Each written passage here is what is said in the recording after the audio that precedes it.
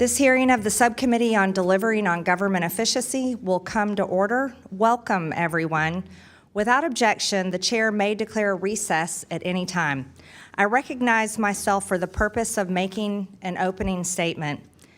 Good morning and welcome to today's hearing. I would like to first ask for a moment of silence to pray for Charlie Kirk, his wife Erica, and their children.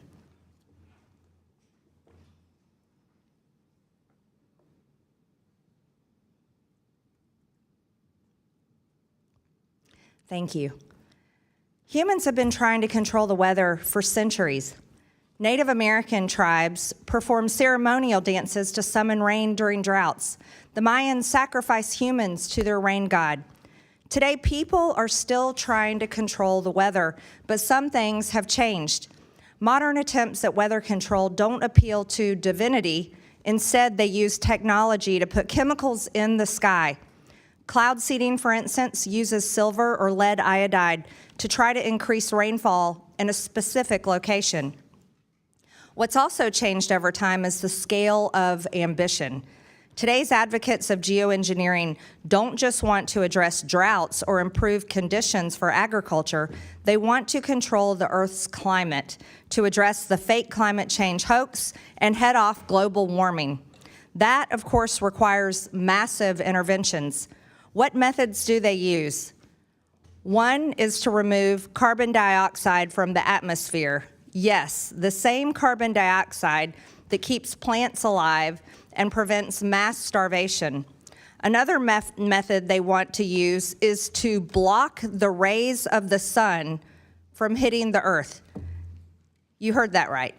Yes, the same sun that makes all life possible on Earth.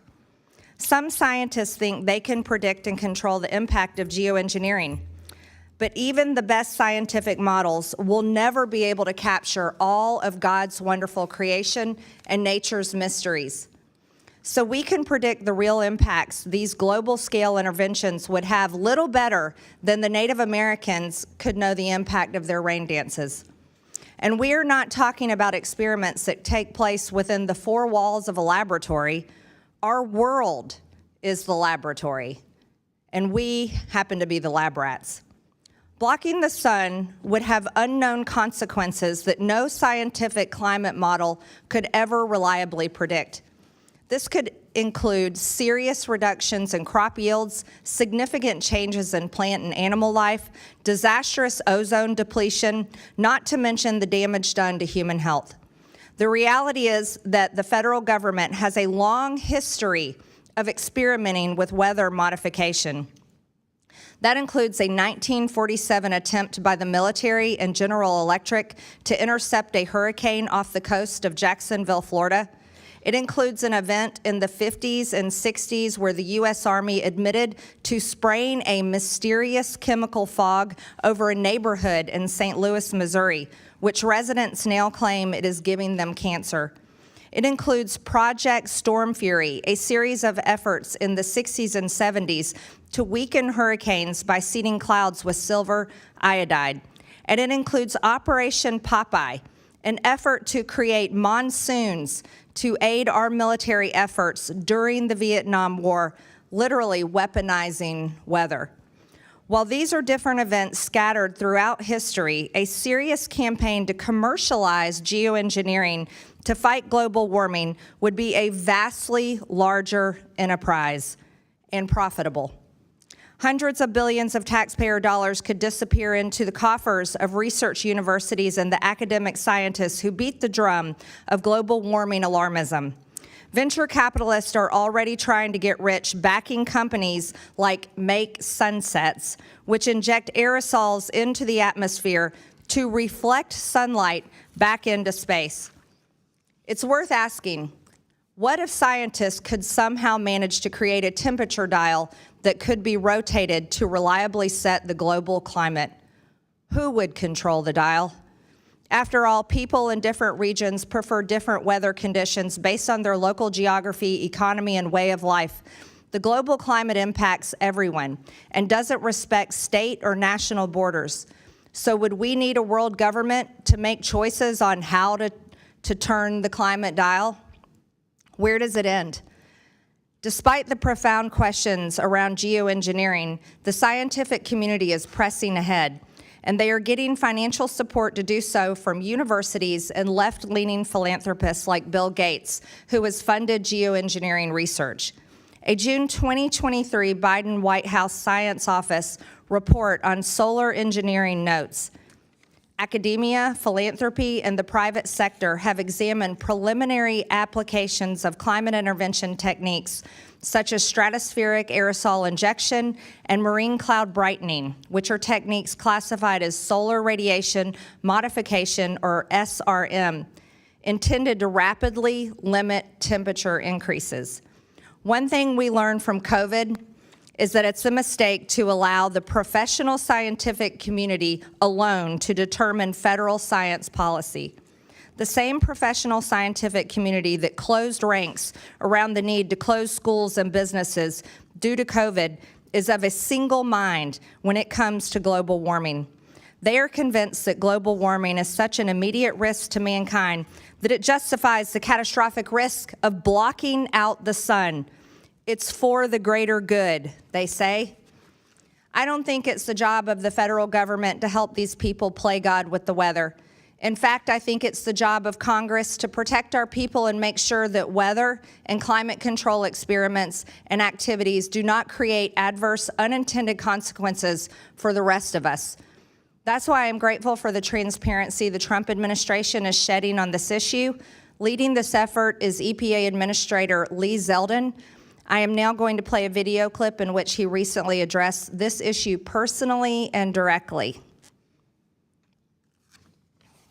Americans have urgent and important questions about geoengineering and contrails. The American public deserves and expects honesty and transparency from their government when seeking answers. But for years, people who asked questions in good faith were dismissed, even vilified by the media and their own government. That era is over. The Trump EPA is committed to total transparency. As a result, I tasked my team at EPA to compile a list of everything we know about contrails and geoengineering for the purpose of releasing it to you now publicly.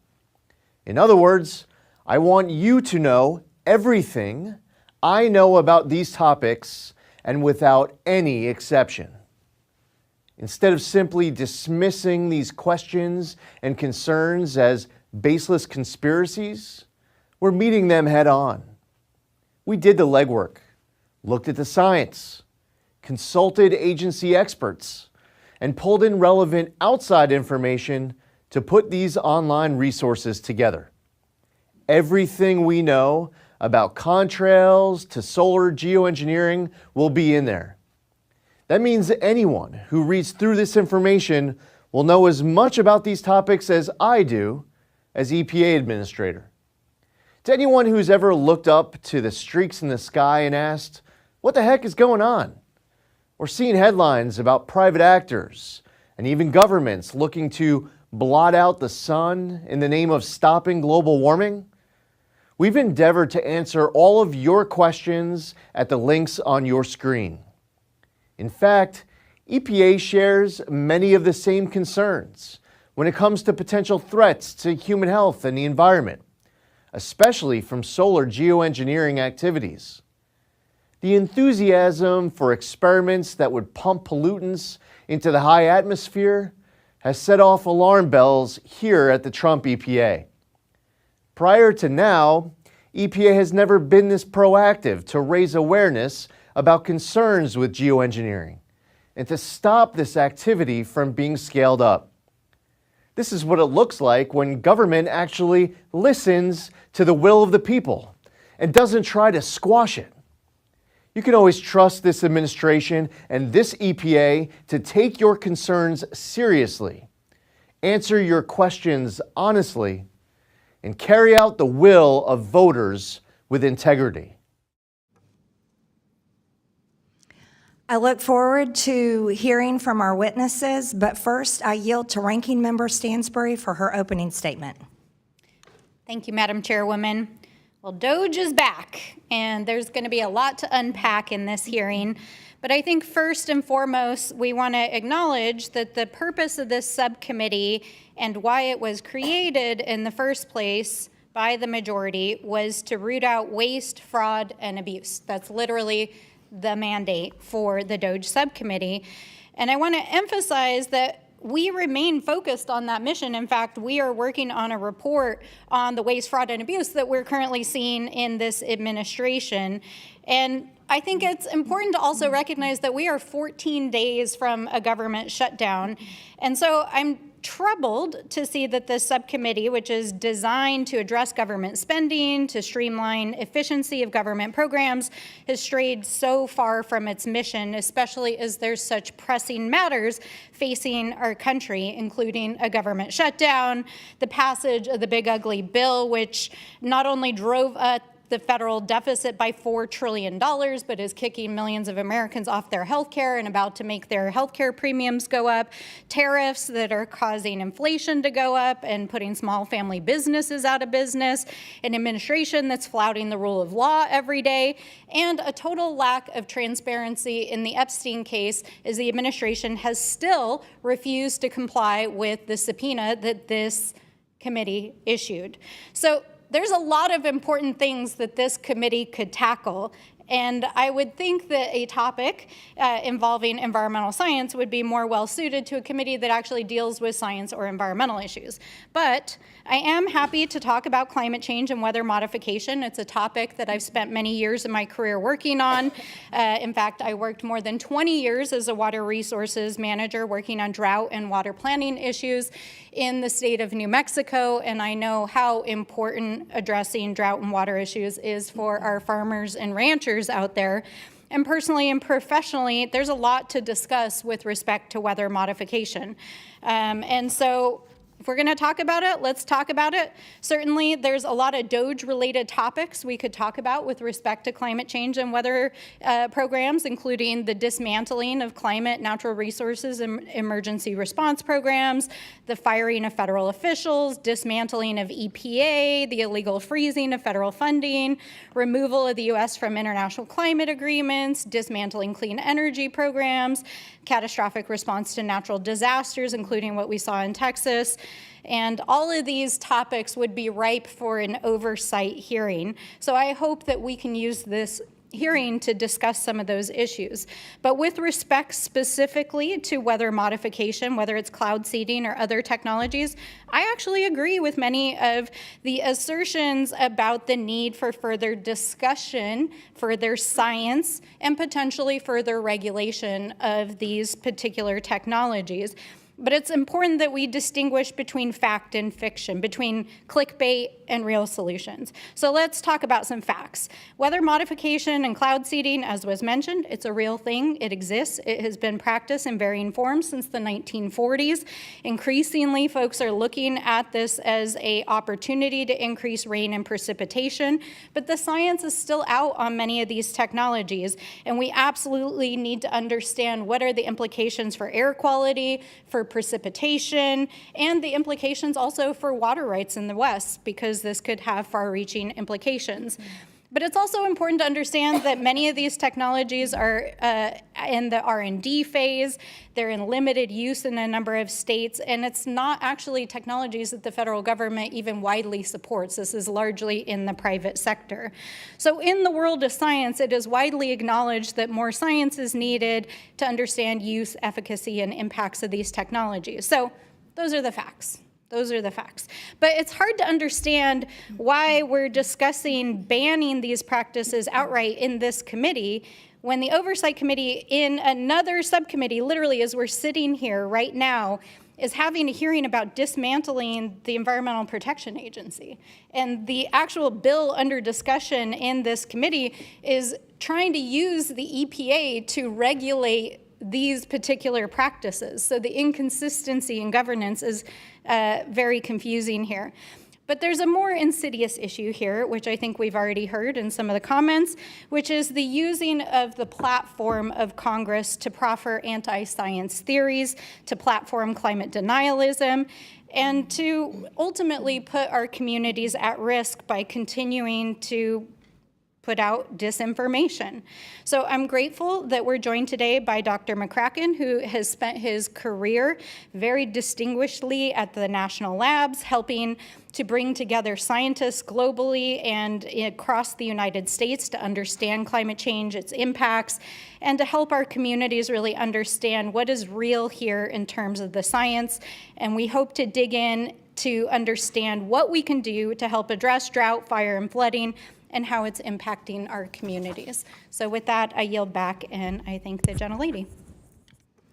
Without objection, Representative Subramaniam of Virginia is waived onto the subcommittee for the purpose of questioning the witnesses at today's subcommittee hearing. I'm pleased to introduce our witnesses today. Dr. Roger Pilkey Jr. is a senior fellow at the American Enterprise Institute. He is an expert on science and technology policy, the politicization of science, and energy and climate. Mr. Christopher Martz is a meteorologist and policy analyst at the Committee for a Constructive Tomorrow. He's an expert on climate and weather. Dr. Michael McCracken is the chief scientist for climate change programs at the Climate Institute. Again, I want to thank all of you for being here to testify today. Pursuant to Committee Rule 9G, the witnesses will please stand and raise their right hand. Do you solemnly swear or affirm that the testimony you are about to give is the truth, the whole truth, and nothing but the truth, so help you God? Let the record show that the witnesses have answered in the affirmative. Thank you, and you may take a seat. We appreciate you being here today and look forward to your testimony. Let me remind the witnesses that we have read your written statements, and they will appear in full in the hearing record. Please limit your oral statements to 5 minutes.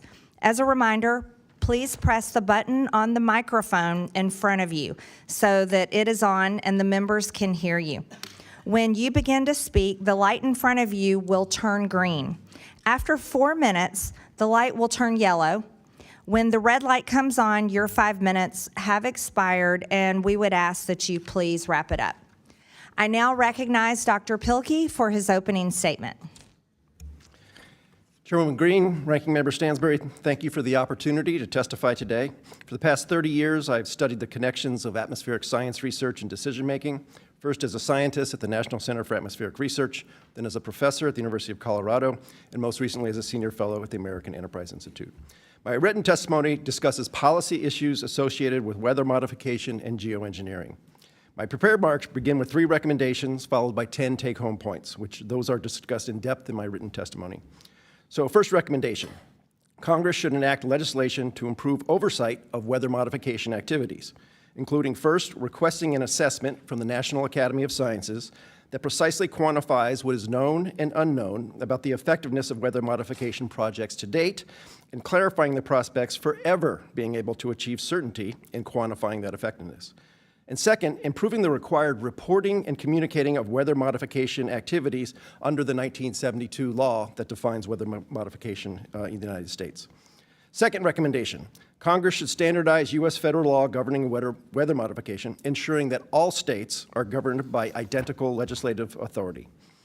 Third recommendation, the United States should lead diplomatic talks on an international solar engineering non-use agreement, with the ultimate goal of reaching broad agreement on a collective ban on outdoor experiments involving solar geoengineering and sufficient institutionalized capability to monitor the atmosphere to ensure compliance with the ban. My 10 take-home points. First, weather modification and geoengineering have various definitions in science and policy. Precision is necessary for effective discussion. Number 2, under the 1972 U.S. law, a, quote, weather modification activity is defined as, quote, any activity performed with the intention of producing artificial changes in the composition, behavior, or dynamics of the atmosphere, end quote. According to the Intergovernmental Panel on Climate Change, geoengineering refers to, quote, a broad set of methods and technologies that aim to deliberately alter the climate system in order to alleviate the impacts of climate change.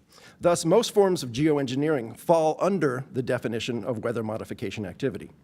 Arguably, the direct air capture of carbon dioxide would not fall under this definition, but other simple technologies, maybe painting roofs to change albedos to cool cities, or afforestation could fall under this definition. Number 4, weather modification activities have been widely implemented in the United States and around the world for 70 years. Many decades ago, weather modification was called weather control. Nobody calls it weather control anymore because scientists understand that controlling the weather is simply not possible. Number 5, despite the long track record of experience with operational weather modification activities, the effectiveness of weather modifying activities for actually modifying the weather is unknown. A hypothesis worth exploring systematically would be whether the precise quantification of the outcomes associated with weather modification is even possible, given the scientific record. There is no record of geoengineering being implemented anywhere in the world. Some proposed projects, such as in Washington State and in Sweden, have been halted prior to implementation. Number 7, due to the uncertain effects of weather modification and the fact that geoengineering has not occurred, there is no basis for occasional assertions that governments or others are actually altering the weather. Number 8, supporters of geoengineering deployment experiments involve an interesting coalition of interest. It involves those who think we are in a climate emergency and have to act, those who believe we're not in a climate emergency, but geoengineering would be better than emissions reductions. And finally, those who support who are involved in geoengineering research. Number 9, the U.S. Congress has options for improving research, understanding, and oversight of weather modifying activities. My written testimony summarizes many of these, drawing upon the excellent work of the Government Accountability Office and Congressional Research Service, two crown jewels in this institution. Number 10, finally, my written testimony goes into detail explaining my decision to join more than 500 other scientists and academics from around the world to call for a solar engineering non-use agreement. I'll just briefly state, first, the understandings are not sufficiently developed to know what the outcomes would be, and unintended consequences are almost certain to happen. Second, our 70-year history with weather modification should give us some humility in thinking that we can understand what the consequences might be. We've been trying to modify the weather for 70 years, and we don't know if we're modifying the weather. And finally, we have one Earth, and experimenting on it carries considerable risks. I have likened geoengineering to risky gain-of-function research on viruses with uncertain benefits and catastrophic risks. I look forward to your questions and our discussions. Thank you. Thank you. I now recognize Mr. Martz for his opening statement. I'd like to thank the chairwoman, ranking member, and subcommittee for hosting this hearing on weather modification and geoengineering, and for giving me the opportunity to provide my perspective as a meteorologist on this highly contentious issue. I'm a meteorologist and policy analyst for the Committee for Constructive Tomorrow, and I graduated from Millersville University of Pennsylvania with my Bachelor of Science degree in May. My testimony today will focus primarily on two things, and that's distinguishing airplane condensation trails from weather modification and geoengineering, which are three separate things, as well as why geoengineering, particularly solar radiation modification, the solar geoengineering, should be prohibited given the uncertainties about climate change itself, as well as the uncertainties that geoengineering could have on both the environment and life on Earth. Now, in social media circles, people will often confuse weather modification with geoengineering, and to further complicate matters, you will see videos and pictures of these ominous-looking line-shaped clouds that are dashed across the sky. And a lot of people claim that these are evidence that the government is manipulating the weather, especially on a large scale, and that they can do things such as steer hurricanes or generate hurricanes, which was a popular narrative after Hurricane Helene's remnants ravaged eastern Tennessee, northeast Georgia, and the Carolina backcountry last fall. And more recently, people have claimed that cloud seeding caused the Texas floods this summer, which killed, I think, over 100 people, unfortunately.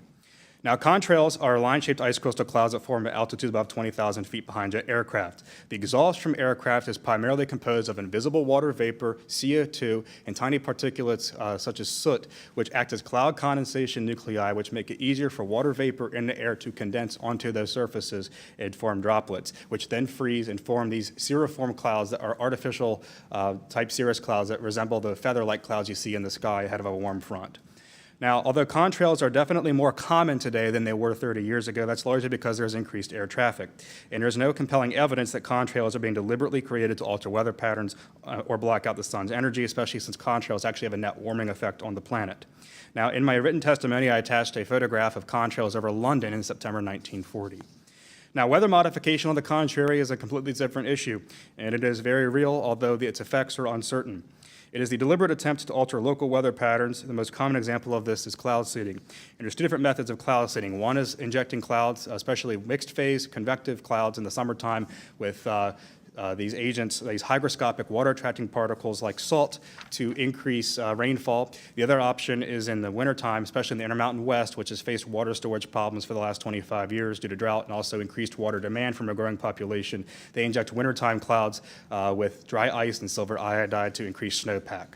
Now, the federal government has been involved in cloud seeding since the 1940s. Examples of this include, as previously mentioned, Project Cirrus, Operation Popeye, and Project Storm Fury, but the results of these in the long term have been inconclusive. Cloud seeding may affect rainfall locally from a cloud by up to 15%, but it's largely ineffective at large scales. 9 states actively facilitate cloud seeding programs, but they have strict regulations about when and where they can be implemented.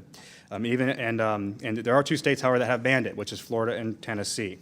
Now, geoengineering is a different issue from that. It's a proposed attempt to counteract global warming by either removing CO2 from the atmosphere or altering the amount of sunlight that reaches the Earth's surface, the latter of which is a very controversial topic. Stratospheric aerosol injection is the most widely researched SRM method, and it involves the addition of sulfur dioxide mainly into the stratosphere. And that chemical, SO2, then reacts and becomes highly reflective sulfate aerosols, which block out solar radiation. And this will be very similar to the cooling effects induced by major volcanic eruptions. The IPCC says that, with high agreement, that it could limit global warming to below 1.5 degrees Celsius above pre-industrial levels. Now, in regard to whether cloud seeding should be banned, I am of the view that we should minimize your interference with nature. I appreciate how cloud seeding has advanced our understanding of cloud physics as a meteorologist, but trying to manipulate the weather, even on a localized scale, can have unintended consequences downstream. As far as the weather is concerned, the effects are uncertain, but there are some concerns with how it affects water tables in our soils, because long-term injection of silver iodide into the atmosphere can precipitate down into our soil and water tables, and the long-term effects of that on marine life and aquatic life and terrestrial plant life and animals has not been studied definitively in the long term. Now, as far as the geoengineering goes, using the planet as a test monkey for emerging technologies poses all sorts of risks. Among these that have been highlighted by the EPA are stratospheric ozone depletion, acid rain, and reduced crop yields. There's also the question of whether such large-scale climate interventions is even necessary given the uncertainties regarding climate change. While the planet has gotten warmer over the last 100 years, there is uncertainty as to exactly how much influence humans have exerted on it. And this uncertainty arises from the fact that climate models produce too much warming with known physics, which is why modelers have to artificially calibrate their models to the instrumental temperature record. There's uncertainty in the magnitude of the natural energy flows as measured by satellites, which is 6 times larger than the estimated energy imbalance caused by CO2, which means that warming could be mostly natural and we just don't know, or it could be mostly anthropogenic. And finally, there is no fingerprint of anthropogenic or man-made global warming that distinguishes it from natural variability. These uncertainties need to be resolved in the peer-reviewed literature before world governments try to much less consider intentionally altering the radiation balance with novel technologies that have not been tested. Thank you. This concludes my testimony. Thank you, Mr. Martz. I now recognize Dr. McCracken for his opening statements. Thank you, Madam Chair Green, Ranking Member. Dr. McCracken, you need to turn your mic on. Dr. McCracken, can you turn on your microphone, please? I'm sorry. That's Yes, okay. Thank you. Thank you very much for inviting me here today. After earning my PhD, most of my career was spent at the Lawrence Livermore National Lab, mostly using computer models to analyze how natural and human-induced factors might affect the climate and what the risks might be of that. My last 9 years with Livermore were on assignment as a senior climate change scientist with the Interagency Office of the U.S. Global Change Program here in Washington, including 4 years heading the Coordination Office for preparing the first national assessment of the impacts of climate change, but also climate variability, which was an assessment called for in the Global Change Research Act of 1990. Since retiring, I've served on a number of positions on a pro bono basis with the Climate Institute, president of the International Association of Meteorology and Atmospheric Sciences, and as a participant in various other national and international activities.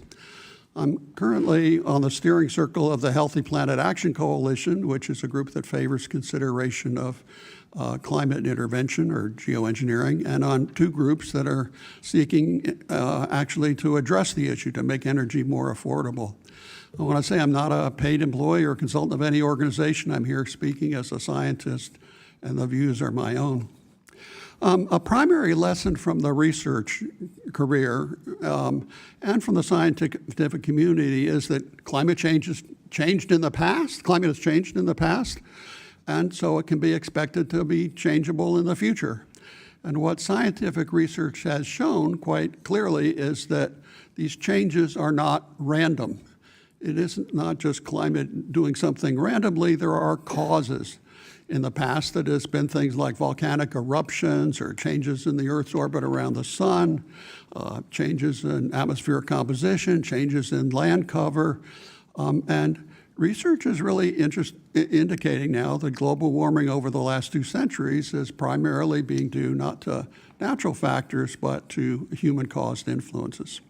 Let me say briefly with respect to the subcommittee's interest in weather modification, research has made clear that changing a major specific event, a hurricane or a drenching rain or a drought, is just beyond human capabilities. That's not what's happening. Nature has so much energy involved, that's not going to happen.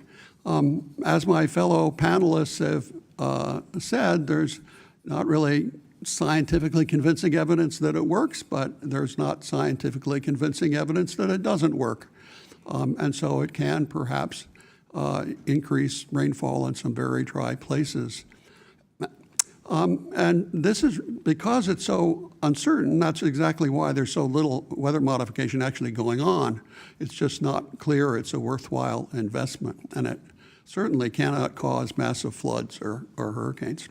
With respect to the subcommittee's interest in theoretical geoengineering, the notion is to explore if there are viable approaches to offsetting the increasing incidence of extreme weather and other impacts that are happening from climate change. My views sort of come from the broad scientific community, and on this issue, I disagree with these other panelists that thinking that research on climate intervention is something that needs to be done. The approaches that are used in doing it are all based on what's happened naturally. So volcanic eruptions put sulfur dioxide in the atmosphere, it turns to sulfate, it reflects maybe 1% of solar radiation. It's not like it blanks out the sun in any sense. And that can sort of exert a cooling influence. We had that after Mount Pinatubo. The climate went down. Then the aerosol sort of got mixed and naturally removed from the stratosphere, and the climate sort of recovered and kept going up. So are there approaches that we can use that based on nature that we can optimize, maybe putting in a little bit on a constant basis and see what happens, try and learn about that. So nature has really done the experiments on this, on whether these approaches will work. That's not something that science really has to go back and do. What we have to do is see if the tailoring and the optimizing and how that will work, will it be beneficial or not? So there are a host of questions for research to consider. What's happening due to global warming is quite exceptional, particularly not just the temperature, but the dew point is going up, and so places in low latitudes are having just almost intolerable situations and don't have the air-conditioned space that we have to go into. There's increased and accelerated melting and loss of mass from Greenland and the Antarctic ice sheets. 20,000 years ago, sea level was 400 feet lower than that. And then on over the next 12,000 years, 2/3 of the ice on land melted and it came up. So there's about another 200 feet of sea level equivalent in the Greenland and Antarctic ice sheets. And we really don't want to start those to get melting. Dr. McCracken, I'm sorry. Yes, if you could Okay. just finish, please. Thank you. Okay. Well, thank you. I just say, finally, if I could, that there's no geoengineering of any type going on at the global scale. There are a few localized efforts, like to save the coral, to preserve the coral Great Barrier Reef. Computer simulations sort of indicate that. Dr. it'd be McCracken, beneficial. your Okay. time's expired. Yes, Okay. thank you. I now recognize myself for 5 minutes of questioning. For years, anybody who questioned weather modification was labeled crazy or a conspiracy theorist. Now we've learned that they've been doing it for decades. And not only is it a multi-billion-dollar industry, the government has invested a lot of Americans' hard-earned tax dollars into it. They've been forced to spin it, and apparently it is now the only way we are going to save humanity. However, let's look at the risk. According to GAO, injecting a cloud with silver iodide increases precipitation anywhere from 0 to 20%. It could be even more, but the truth is that we really don't know for certain. The questions that are asked is, can you control the exact amount of precipitation that a cloud will produce if it is injected with silver iodide or another cloud seeding agent? Can you control where the precipitation is going to land with 100% certainty? Can you say that it will not cause or enhance flooding with 100% certainty? Is there any way to measure with absolute certainty the effectiveness of seeding a cloud? Do we know with 100% certainty how much rain a cloud would have produced if it had not been seeded? And lastly, did the American people ever get to have a say in any of this? The truth is that there's absolutely no way to measure the effectiveness of cloud seeding. But something else that needs to be known is the American people deserve to know that there is very little rules and regulations over this. These companies that perform cloud seeding and other types of geoengineering projects have to fill out forms from NOAA, and they have to list what agents they're using. And there is a category that simply says other, and they don't have to even fill out what other means. And I think that's extremely concerning. But I'd like to talk a little bit more about solar geoengineering. It's completely different. More consequential approach to human manipulation of the planet's climate. One geoengineering company called Make Sunsets injects aerosol into the atmosphere to reflect sunlight back into space. I want to show you their frequently asked questions page on their website. Mr. Pilkey, it says here, it says, what are you doing? It says, we're using balloons to launch reflective clouds into the stratosphere. And then it says, why? It says, unless we reflect sunlight, tens of millions of people will die, and 20% of species may go extinct. We're using the most effective way to reflect sunlight that we found and can afford to deploy. Mr. Pilkey, is it true that tens of millions of people will die if they don't do this? There's nothing you can find in the IPCC or other scientific literature to suggest that's a consequence. Sometimes those stark claims are made to try to scare people into other forms of action on climate change. So if you don't change energy policy, we're going to mess up the stratosphere, and that's how I interpret that. Sounds like a major threat for their company to make money. They said, how long do Make Sunsets clouds stay in the sky? Depending on the altitude and latitude at which we release them, anywhere between 6 months and 3 years. They also say, is it legal? They say, yes, it falls under the Weather Modification Act. Then they have a question here, Mr. Marks, I would like you to stop doing this. And they say, and we would like an equitable future with breathable air and no wet bulb events for generations to come. Convince us there's a more feasible way to buy us time to get there, and we'll stop. We'll happily debate anyone on this. Mr. Martz, they don't think that the rest of us have a say in this. How do you think? What do you think about that? Well, I think that the claim that the air is not going to be breathable is just patently ridiculous. Carbon dioxide, although it is a greenhouse gas, and yes, I do agree that some of the warming, at least, that we've seen in the last 100 years is probably due to CO2 emissions. There's no indication that the air is going to become unbreathable. It makes up 0.04% by dry air volume of Earth's atmosphere. And submariners in the Navy are subject to the concentrations exceeding 5,000 parts per million and are just fine. Well, let me ask another question, Mr. Martz. It's sulfur, right, that is put into the air. Is there health consequences for people, especially like after volcanic eruptions? Is there health consequences to that type of injection into the atmosphere? Well, sulfur dioxide, if it's injected into the stratosphere, obviously it blocks out solar radiation, and so that would potentially, that could, if it's implemented on a large enough scale over a long period of time, it could reduce crop yields because obviously plants need sunlight to grow. They need water and CO2, just basic photosynthesis. And there's also concerns that if it gets into the troposphere, it could create acid rain, and that is called acid deposition into the soil. And that makes it hard for plants to obviously to grow, and that harms plant and animal life as well. Obviously, Mr. Martz, I'm out of time. Thank you very much. I now recognize Ms. Stansbury for 5 minutes. Thank you, Madam Chairwoman. Well, I do believe we have actually discovered the purpose of the EPA. Literally, this is why the EPA exists, is to regulate, study, and understand how modifications to the environment impact human health and the environment. And in fact, that is the primary purpose of the Science Advisory Committee for the EPA. You do a regulatory process, you look at the science, you determine whether or not it's good for the environment and for human health, and then if it's not, then you come up with science-based solutions to regulate it. That's literally why the EPA exists. So I'm excited. We've discovered why the EPA exists today in this committee hearing. But arguably, the largest geoengineering experiment in human history is climate change.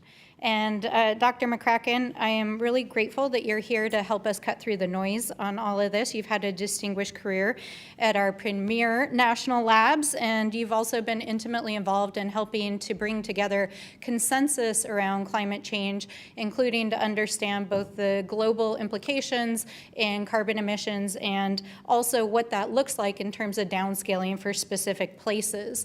And so I just want to, I had to print, this is a well-known graph for anybody who has studied and understands climate change, but the science is very, very, very, very clear. Since the beginning of the Industrial Revolution, you can see here that carbon emissions have gone up steadily, and global temperatures have also gone up. And the chemistry and the physics of that is that it creates energy in the atmosphere that affects the entire global distribution of weather events. So, you know, there's a lot of misinformation that gets put out there for folks that don't really understand the science of climate change.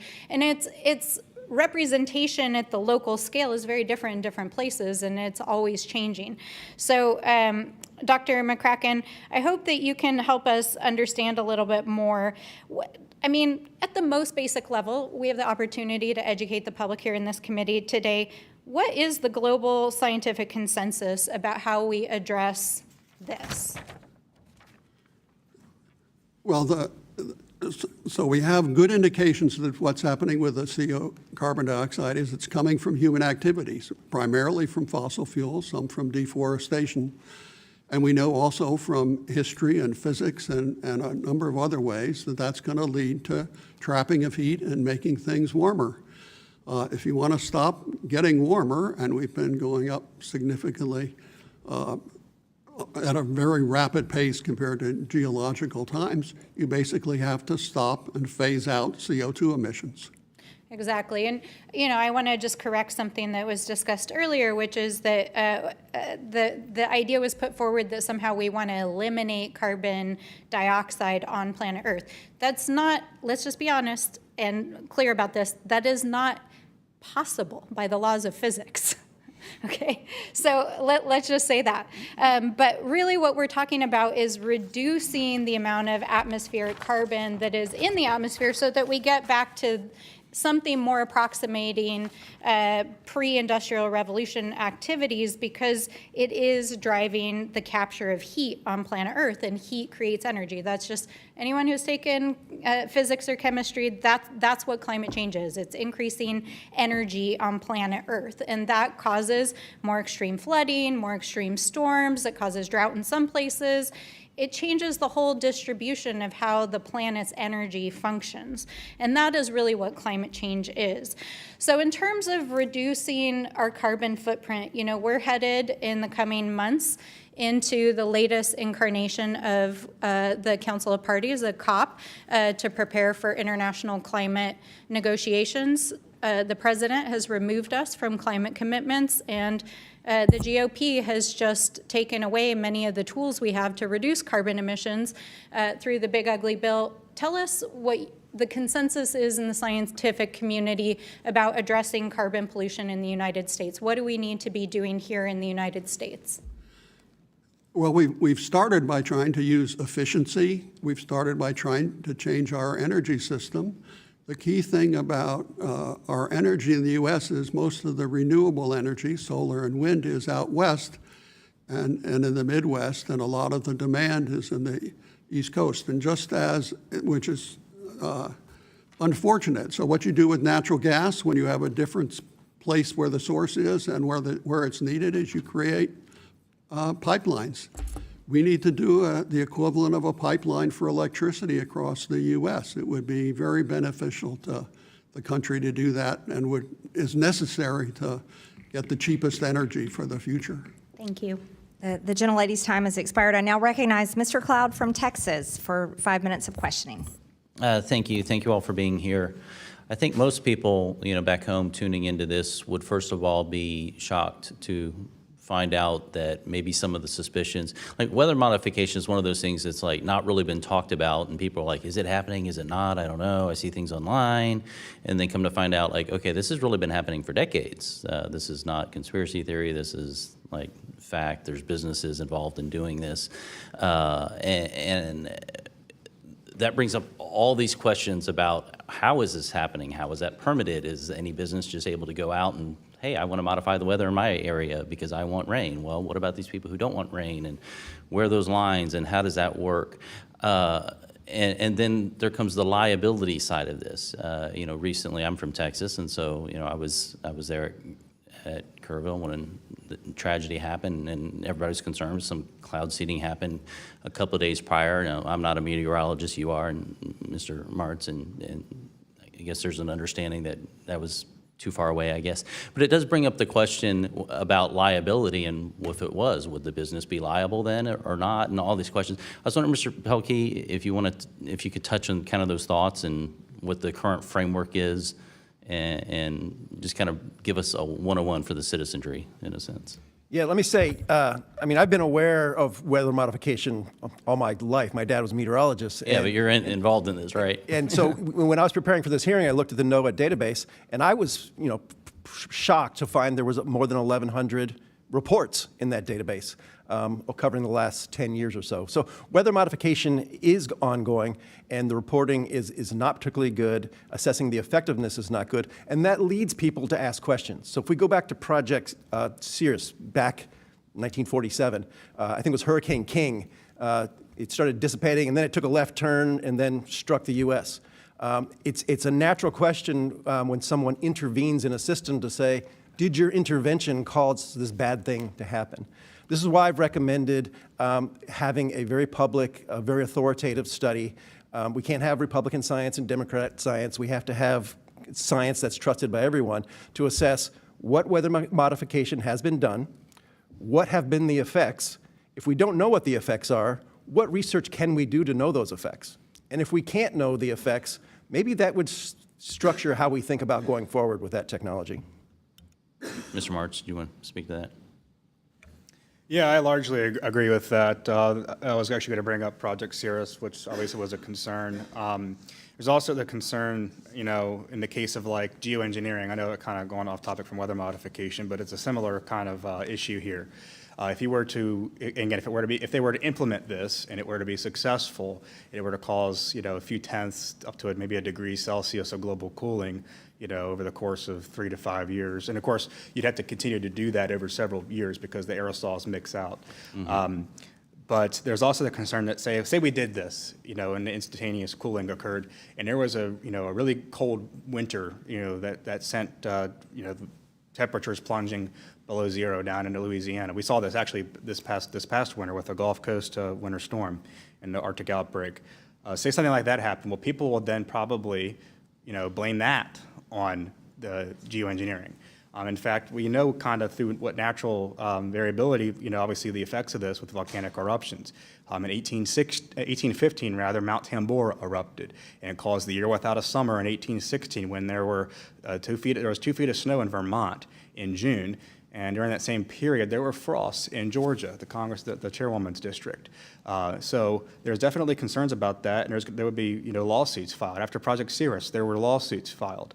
And obviously, the results were eventually inconclusive, and the U.S. Weather Bureau put together a team of scientists that showed that the hurricanes can make those kinds of turns all on their own. Yeah. And that kind of that allowed the lawsuits to kind of subside. But there are definitely real concerns about that happening in the future. Again, we just saw this with the Texas floods with, I think it was Rainmaker Corporation, if I'm correct. And obviously, when they seeded, that was the days before, and it was, I think, 150 miles southeast of Houston. So it had no effect, but the people still ask the questions, and it also raises the concern of lawsuits being brought against these companies. Well, and then I had the question, and Dr. McCracken, you talked about this too. You said there's no scientific evidence that it works or that it doesn't. You mentioned that too, Mr. Pelkey. We've had people, not on our subcommittee that I'm aware of, but on our general oversight committee say, the Earth's going to end. I think the countdown's down to 6 years now, and there's this hysteria built around what we can and cannot do, yet there's no data for it.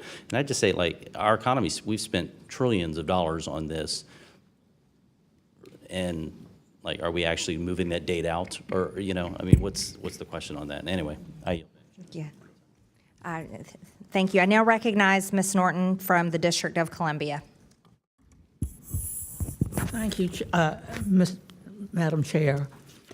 The nonpartisan civil service is essential to our democracy. The Trump administration's gutting of the federal workforce is cruel, irresponsible, and dangerous. Federal workers keep the federal government running.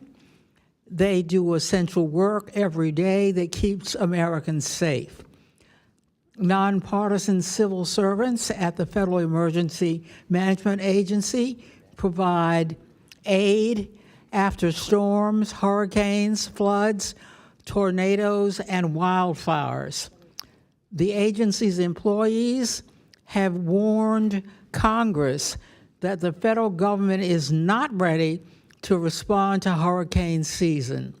More than 180 agency employees sent a letter on August 25th warning that the cuts to the agency have hurt its ability to respond to emergencies. Instead of taking preparedness seriously, the Trump administration retaliated against the employees and put the public signers on leave. Dr. McCracken, what are the most important things we should be doing to ensure federal agencies are prepared to respond to climate change, eliminating extreme weather? Well, the research they have been providing is information on what impacts will occur in particular places. So we talk about global climate change, and people think about the science from the global scale, but impacts and what happens to people really depends on where you are. And so when we had the first National Climate Assessment, we did 20 regional workshops asking about what was happening in each region, what were their concerns. And it was fascinating that water resources was common among all of those kinds of areas. And everything, but in a very different way. I mean, you wouldn't think water would be a problem in Alaska. You might expect it to be a problem in the Rio Grande Valley. But it was a problem everywhere with different kinds of changes. And what we really wanted to do was try and provide each region access to the information so it could keep its economy strong, so it could keep doing things that make a difference. I mean, in Washington, one of the very interesting things that has been done, it's known as one of the cities with the most trees. That's sort of a weather modification effort to provide shade and to provide moisture evaporation. One of the first weather modification assessments done in the U.S. was done by Thomas Jefferson. He basically noticed that clearing the coastal plain in the Atlantic of forests to have farms affected the sea breeze. And so there are effects going on. You want to think about what's going on in your region. You need to have information that's specific to your region.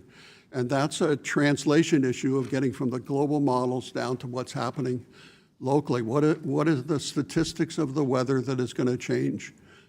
Warmer nights, hotter days, more frequent hot days, higher dew points. Those are the kinds of things that people really need to know about to help build their resilience and protect themselves. Dr. McCracken, why is it so important that scientists follow the data and not presuppose their conclusions? Well, it's so what we try and do as scientists is reconcile multiple things. One is the data that comes in and the observations. Another is our theoretical understanding of how physics works, about cold air being denser than warm air and how things move. Another is looking back over the history of the Earth to try and understand and figure out why those changes were occurring that are shown in the geology. And so what scientists are looking for is consistency across things, not just at any one. You can't believe just one or the other. You have to look at consistency across all of those aspects.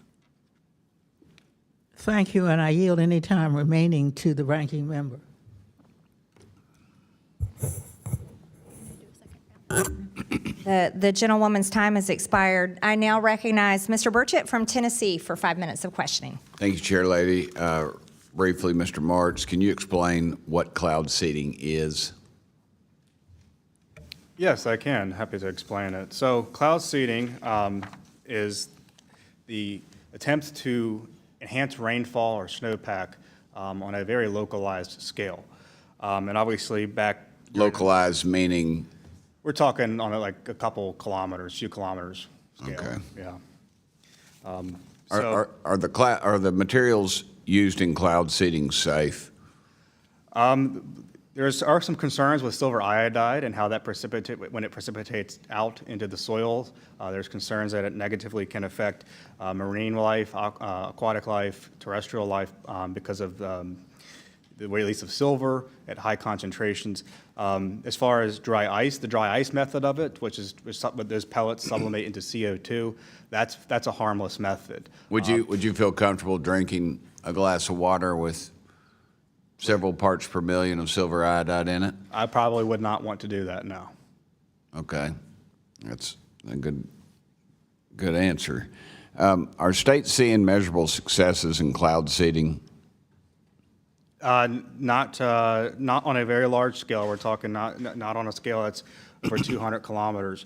But on a localized scale, there is some evidence that these statewide efforts, especially in the Intermountain West in Colorado, can increase like the snowpack or precipitation by up to 15%. But the range is 0 to about 20% based on the peer-reviewed studies that I have read.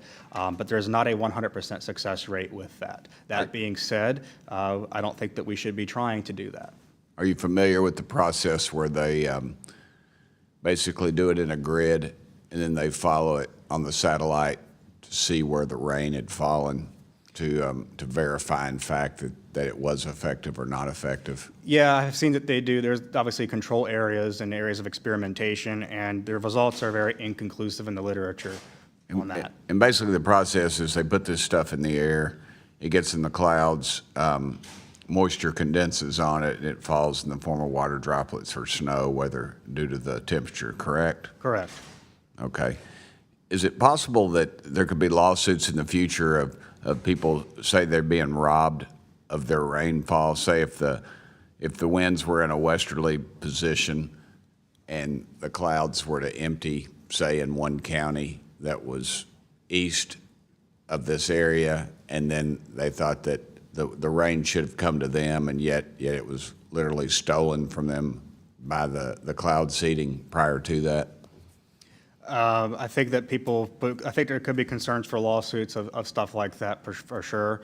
And that's something that we probably almost saw, or we might see, from the Texas floods this year. Again, the results are going to be, and I think the court findings would find that there's really no evidence that it had any material effect, because most of the studies show little effect. But again, the results are inconclusive. But that doesn't stop there being lawsuits being filed. Because you'd have the companies that were selling this process to have to come back and say, we're not effective. Correct. Yeah, they And would have so to, that would be interesting to see. Mr. Pelkey, is the government engaging in any weather modification or geoengineering activities? The federal government is not. State governments, the GAO reported there's 9 states in the U.S. that support. And I will say effectiveness is measured not just in rainfall, but also in marketing. I'm from Colorado, and the state lets it be known that for ski season, there's cloud seeding going on. So Have they been doing it in the past, though? they've been doing it for several decades. The federal government has been doing it in The the federal past. government peaked its weather modification investments in the 1970s. If it was in this year's budget, it would be the equivalent of $500 million.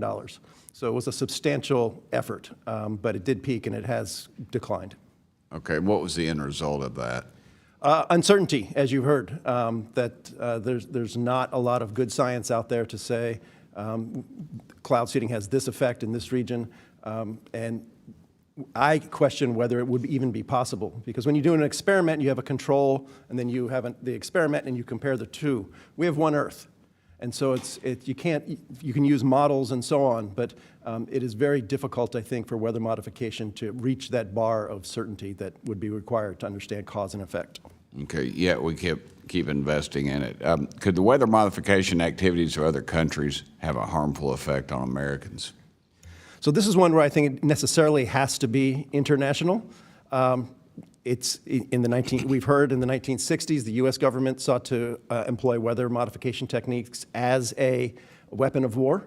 And it would be important for the community to get together, and whether it's like nuclear non-proliferation, to disclose and set the ground rules for that type of research, just like you might do for gain-of-function research on viruses. Thank you. Thank you, Chair Lady. Thank you. I now recognize Mr. Burleson from Missouri for 5 minutes of questioning. Thank you, Madam Chair. Dr. Pilkey, just to begin with the basics, can you help us understand the difference between localized efforts that might have and geoforming efforts? From a policy perspective, weather modification, as you heard from Mr. Martz, seeks to affect rainfall over, say, a drainage, a ski area, a small area. Geoengineering, as it's defined by the IPCC, seeks to counter the effects of global climate change, so at the much larger scale. And usually the effects of climate change, for better or worse, are measured in global average surface temperature. So affecting that metric is the focus of geoengineering. And Mr. Martz, I think, and I saw in your notes that you referred to it as that cloud seeding or a lot of these efforts really don't have, and you had a term for it. I'm trying to get back to that, where the impact is, it's hard to get beyond so many kilometers, right? Correct, yeah, above, let me find it here just so I get my terms right. You had a word for it. Mesoscale? Yes. Yes. And there's different levels of mesoscale. So basically, so I said here, so all in all, cloud seeding is incapable of altering weather patterns on what Orlansky in 1975, that's a peer-reviewed paper, defines as the mesoscale level, particularly meso-alpha, which is greater than or equal to 200 kilometers. So above that horizontal distance, 200 kilometers, there's really absolutely like no effect. That much we do know. But on much smaller scales than 200 kilometers, there is very much a lot of uncertainty as to the efficacy of cloud seeding from a rainfall and precipitation standpoint. And the big reason for this is because natural variability is so large. Yeah, yeah. So I hear you. So I think if folks are listening or paying attention, you can definitively say, you're a PhD, you're a meteorologist. You can definitively say that these are cloud seeding. While it may occur, it's probably not occurring as often as people think, because it's its effects are unknown or not certain. It's and then in addition, it only affects a small region. Would you both agree with that?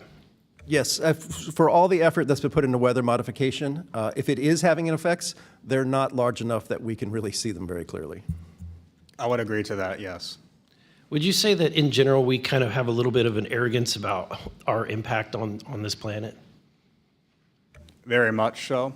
And I also find that it's a lot with climate change as well. Obviously, again, I'm going to just put a disclaimer here before I am called a climate denier by people. I agree that CO2 is a greenhouse gas, and yes, all else being equal, it does cause warming in the lower atmosphere. However, how that translates to changes in extreme weather is very much more complicated. And I find that there's a very stark parallel between people who claim that hurricanes are caused by cloud seeding, and that they're able to control hurricanes, as well as people who think that hurricanes are caused by, a 1 part per 10,000 increase in atmospheric carbon dioxide.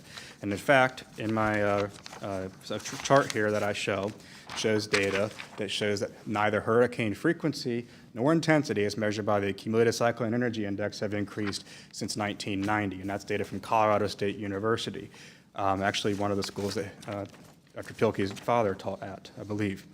And there's also no increase there's an increase in rapid intensification events globally. This is a chart going back to 1990. This was provided to me by Dr. Phil Klotzbach, also from CSU, and it shows that there's no increase since 1990 in the number of rapid intensification events, which is a measure of how fast hurricanes intensify, and it's defined as a 30-knot increase or greater in 24 hours.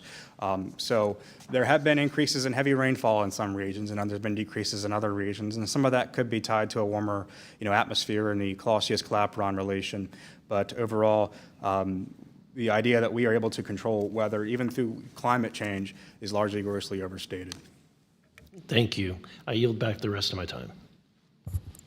The gentleman yields. I now recognize Mr. Subramanian from Virginia for 5 minutes of questioning. Thank you, Madam Chair.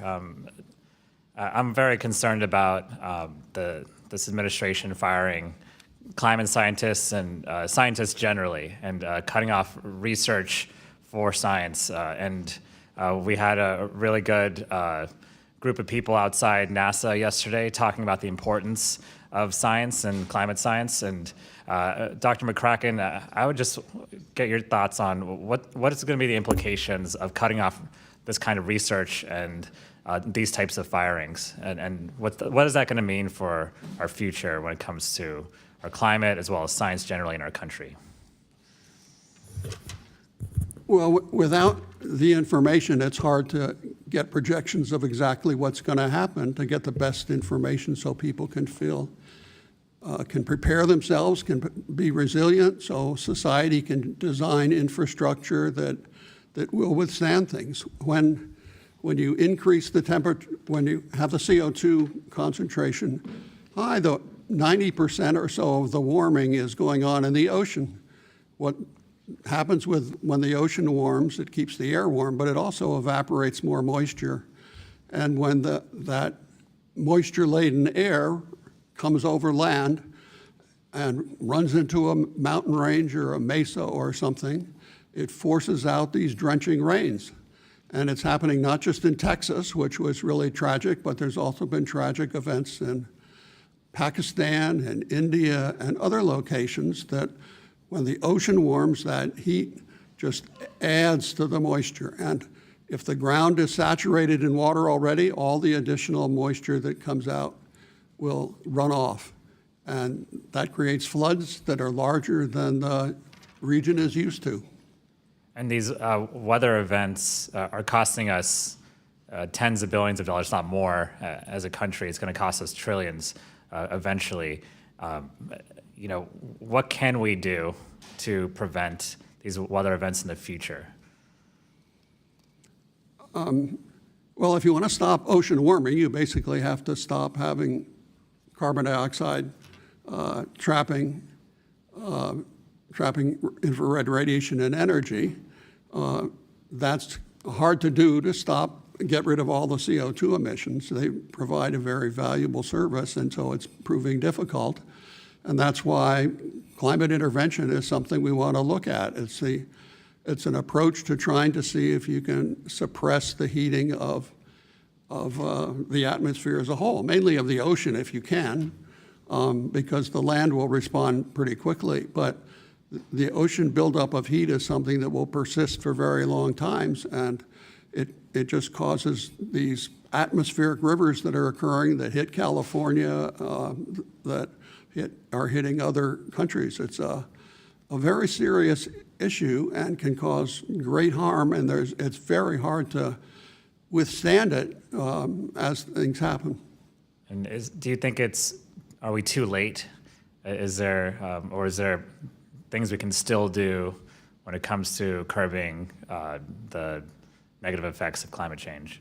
Well, there are some doomsayers out there, but there are certain things we can do. One thing is cutting methane emissions. Methane is natural gas. It leaks out from fossil fuel things. It comes from agriculture and other things. That has an atmospheric lifetime that's very short, whereas CO2 has a long lifetime. So if you can sharply cut CO2 emissions, that really helps. And there is an international initiative to do that. And so that's one of the first things that people will urge as something to do. Great, thank you. I yield back. The gentleman yields. I request unanimous consent that the subcommittee have a second round of questions for the witnesses. Without objection, so ordered. I now recognize myself for 5 minutes of questioning. It's an interesting observation to listen to the discussion between what I would call two sides in the belief on climate. And I'd like to ask each of you, and I'll start with you, Dr. Pelkey, has Earth's climate and temperatures, has that been something that has changed historically since the creation of the world? Yeah, there's long time series that go back thousands, millions of years, showing vast changes. However, the changes over the last century and a half have been judged to be largely driven by the accumulating greenhouse gases in the atmosphere. So that's not particularly controversial. What is controversial is what are the effects? When will we know them? I would disagree with Dr. McCracken that we can control weather with carbon dioxide emissions. There's no knob that says more extreme weather, less extreme weather. There's a lot of great reasons for reducing carbon dioxide emissions, but I don't think anyone should think we're going to stop hurricanes or floods or atmospheric rivers using that knob. Mr. Martz? I largely agree with Dr. Pilkey about that assessment pretty much entirely. I do agree that obviously the planet has gone through all sorts of ebbs and flows throughout its 4.5 billion year history. And obviously the Earth has gotten warmer over the last 100 years. And I do agree that most, I don't know how much of it is due to CO2 emissions, because CO2 is a greenhouse gas. The laws of physics are very clear on that. However, there is uncertainties, as I highlighted in my testimony here.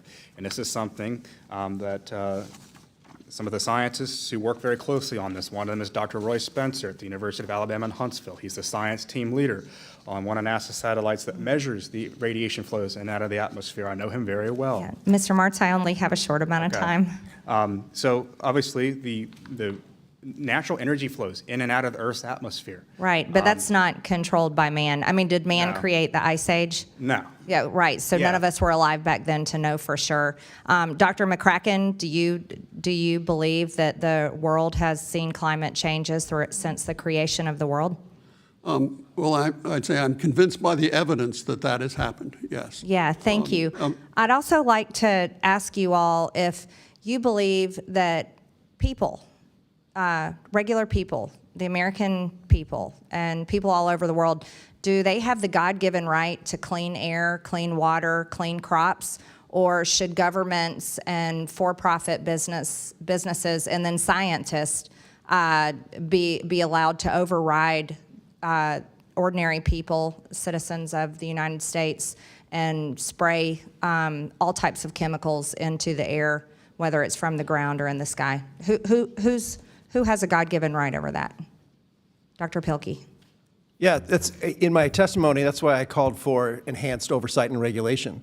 I have this old-fashioned view. I'm a political scientist by training that the government is the people, And if we start talking about the government being separate from the people, then something's messed up out there. And so I would much rather see people, normal people, feel like the government belongs to them and that they are one and the same. The government or clean air, clean skies, and clean land? Well, the way we regulate and get clean air is we come together and work and call it government, call it whatever you want to call it. But there's no way to have clean air to regulate geoengineering unless people can come together and make decisions that this is in our common interest. Right. So. Mr. Martz? I agree with that sentiment as well. I think that there obviously needs to be stricter oversight and regulation on some of these technologies and probably some more research into them. But I think that there should be, largely agree with Dr. Pilkey, a non-use agreement, especially on the solar geoengineering aspects of it. And as a final point, yes, people should have a right to, to clean air, clean water, and all of that. Dr. McCracken? Yes, of course they should, and there's actually a lawsuit of the youth trying to ensure that is something that the government does to make sure that there is clean air, clean water, and a healthy climate. Yeah, thank you. I agree with that. I just want to point back to a government-funded project that was in a government housing where in St. Louis, Missouri, where the U.S. Army sprayed some sort of chemical fog over these people, basically making them lab rats in an experiment. And that's how people feel today about all types of weather modification and geoengineering. No one wants to be a lab rat. And I appreciate your comments where we only have one Earth, and we really honestly should be taking care of that. My time has expired. I now yield to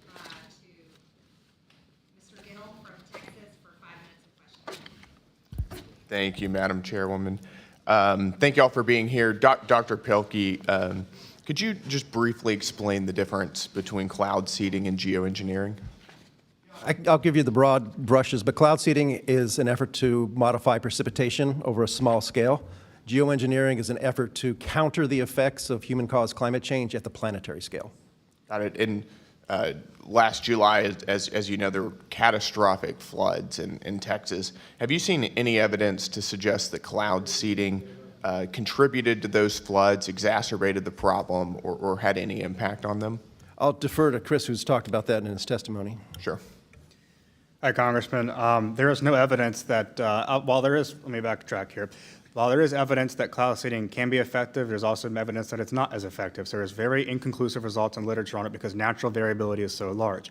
As far as the Texas floods go in particular, I think the cloud seeding, the company that was accused of it was Rainmaker, if I'm correct on that. But when they did cloud seeding activities, they did it, I think, 2 days before the rain began, and it was 150 miles southeast of Houston, Texas, or not Houston, San Antonio, if I'm correct on that. Which means that in terms of the Texas Hill Country, there was no way for that cloud seeding to have had any material effect on the floods. Got it. And Mr. Martz, I'll continue with you. Are you familiar with the butterfly effect? Yes, I am. Okay, got it. Kind of the foundational principle of chaos theory that small changes in initial conditions in a complex system can have second, third, fourth order consequences that are seemingly unpredictable. How do you think about that concept being applied to weather seeding?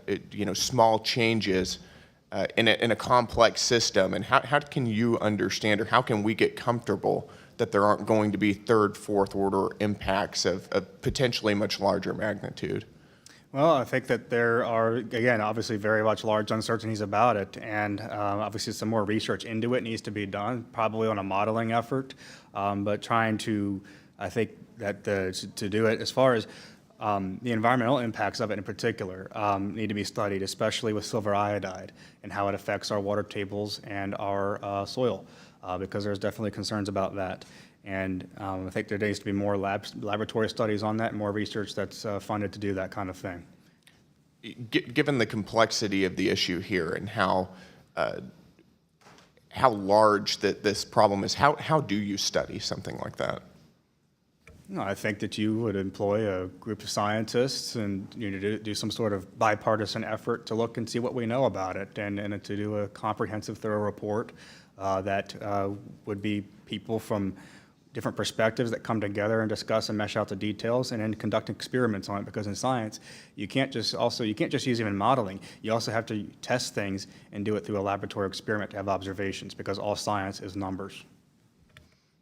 Got it. And Dr. Pilkey, back to you. It's been reported that China spent $2 billion in the past decade on weather modification activities. How could an adversary use weather modification for nefarious purposes? Yeah, this is a great question, and also gets to your last question as to why we want to understand effectiveness. Because if it's not effective, then they're not going to be able to do much with it. And so this is why, as I said in my testimony, let's start with the questions that Chairwoman Green had in her first 5 minutes of questioning. Fantastic questions. You guys have the National Academy of Sciences at your disposal, where you can ask exactly these questions. And a great question would be, given what we know about weather modification, what could our adversaries and enemies put it to use, and how would we know it?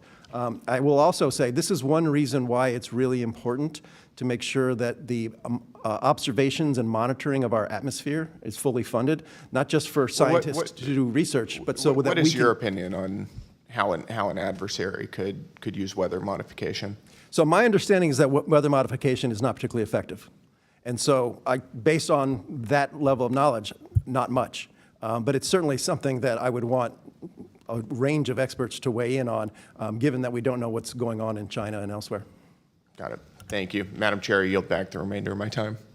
The gentleman yields. I now recognize Ms. Stansbury for 5 minutes of questioning.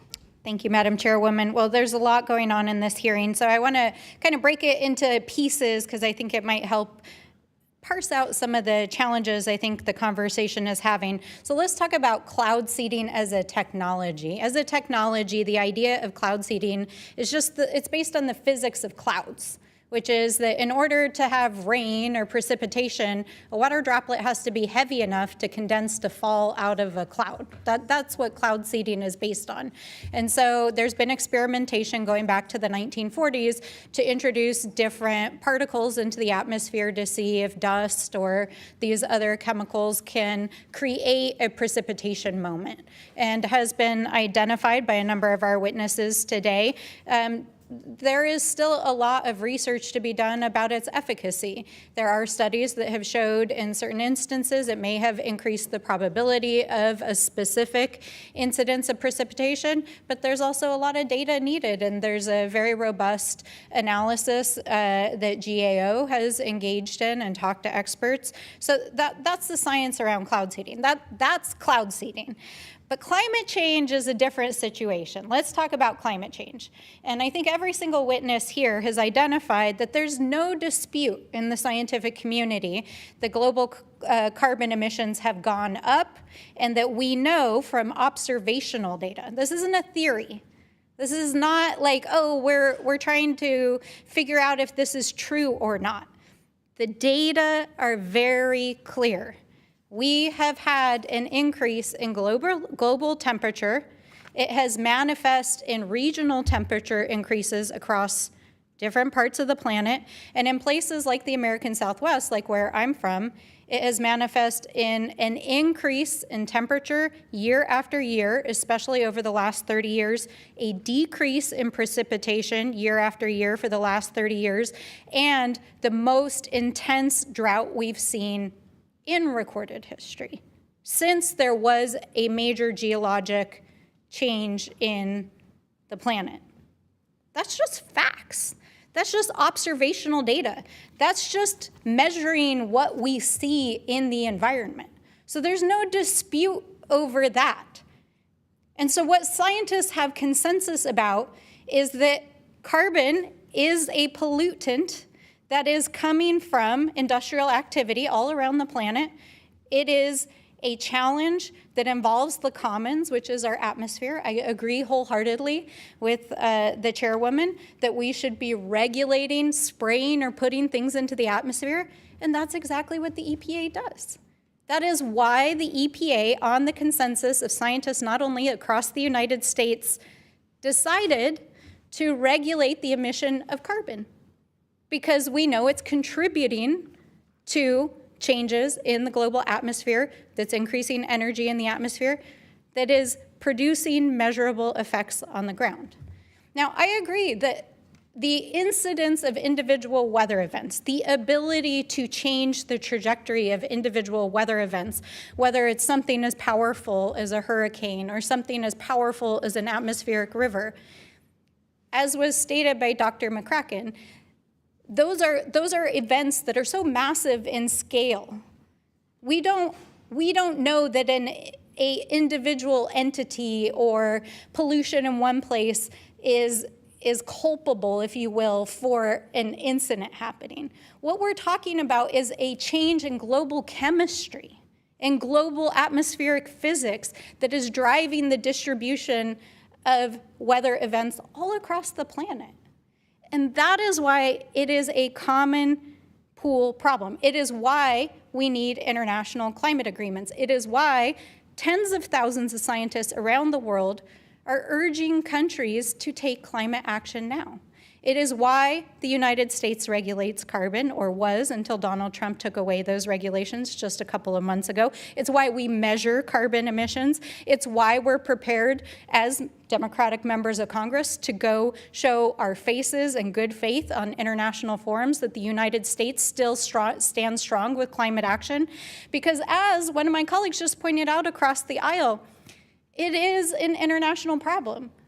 It is an international problem. Pollution in one side of the planet affects the entire global commons, and that is why we need climate action in the United States and every single country on planet Earth, because it affects all of us.